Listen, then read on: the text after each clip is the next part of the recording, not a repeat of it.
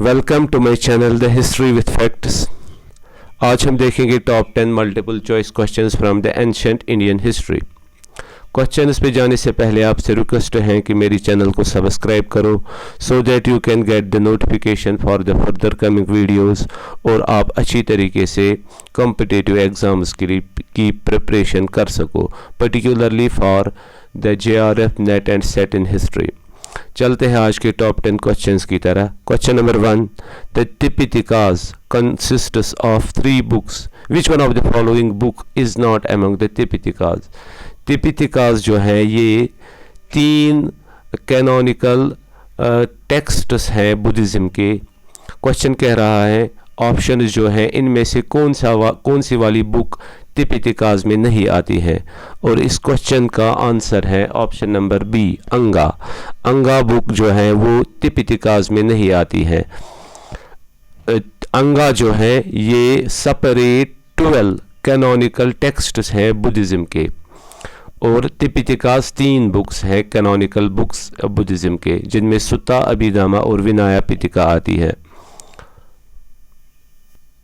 Question number 2, which major rock edict of Ashoka talks of his ideals and goals to promote the welfare of all his people, discharge the debt he owes to all beings and ensure their happiness in this world and next? Question कहता है कौन सा वाला major rock edict Ashoka का जिस पे inscriptions हैं अशोका की आइडल्स एंड गोल्स। कौन से वाले आइडल्स और goals? Welfare of his people, ये आइडल्स उस पर इंस्क्राइब करवाए गए हैं। कौन सा वाला वो रॉक एडिक्ट है?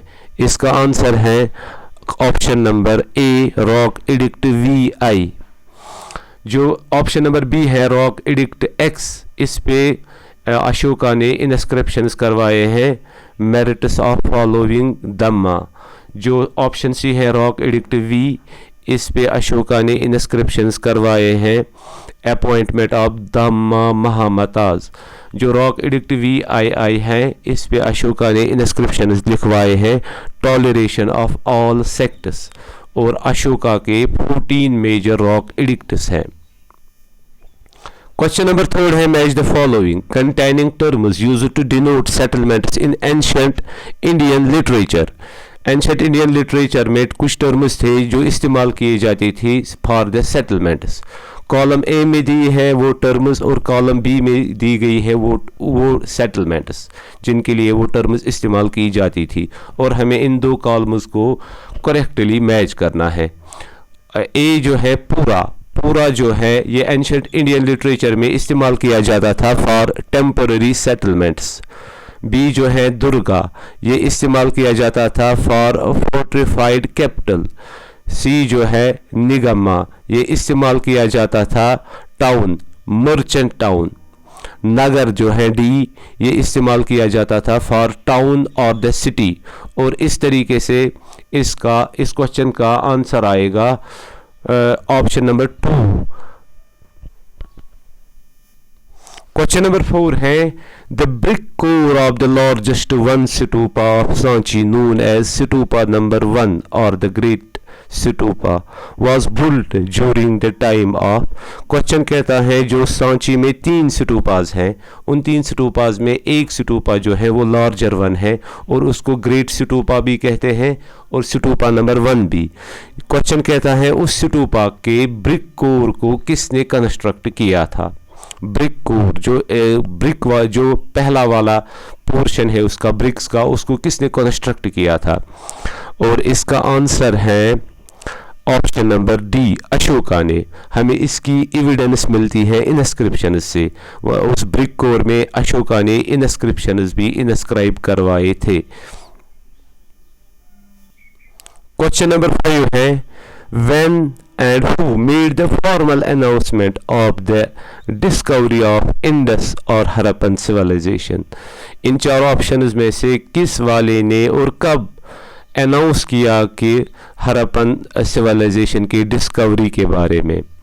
और इस क्वेश्चन का आंसर है ऑप्शन नंबर ए, 1924 में अनाउंस किया गया बाय जॉन मार्शल। उस वक्त John Marshall director general of archaeological survey of India था।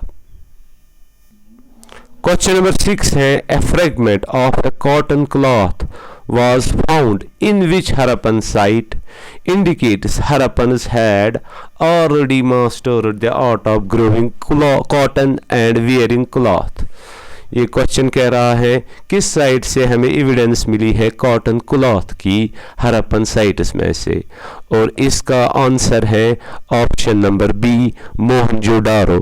मोहनजोदारो में हमें कॉटन क्लॉथ की एविडेंस मिली है। क्वेश्चन नंबर 7 है which among the following were the important ports of the Harappan civilization. इन 4 ऑप्शंस में कौन से वाले इंपॉर्टेंट पोर्ट्स थे हरप्पन सिविलाइजेशन के, और इस क्वेश्चन का आंसर है ऑप्शन नंबर बी दिलमुन, मगन, मिलूहा। ये 3 पोर्ट्स हैं हरप्पन सिविलाइजेशन के जिनकी हमें एविडेंस मिलती है from the Mesopotamian inscriptions. Mesopotamian inscription से हमें इनकी एविडेंस मिलती है कि ये 3 पोर्ट्स थे हरप्पन सिविलाइजेशन के। क्वेश्चन नंबर 8 है the rice husk was found embedded in clay and pottery from which of the following sites of the Harappa। किन 2 हरप्पन साइट से राइस हस्क को फाउंड किया गया embedded in clay and pottery में, और इस क्वेश्चन का आंसर है option number B Lothal and Rangpur. Question number 9 है in his report on Mohenjodaro who asserted that the Indus civilization must have had a long antecedent history on the soil of India। किसने कहा कि Indus civilisation जो है वो indigenous civilisation है India की, वो डिफ्यूजन नहीं हुई है बल्कि वो उसका ओरिजिन इंडिया से ही है, और इस क्वेश्चन का आंसर है sir John Marshall, option number C. Question number 10 है the joint burials of animals and humans reflect a close relationship between the people and the animals has been found from which neolithic site। किस वाले Neolithic site में बुरियल्स found किए गए हैं animals और humans साथ साथ, जॉइंट बुरियल्स हैं, साथ साथ एनिमल्स और ह्यूमन्स को बुरी किया जाता था, बुरी किया जाता था, और इस क्वेश्चन का आंसर है ऑप्शन नंबर डी बुरजुहामा। और ये था लास्ट वाला question from today's top 10 multiple choice questions from the ancient Indian history. I hope the video will be useful for you. Again, I am requesting to you, please subscribe my channel and also share the video, as sharing is the caring. Thanks for watching. Fi amanillah.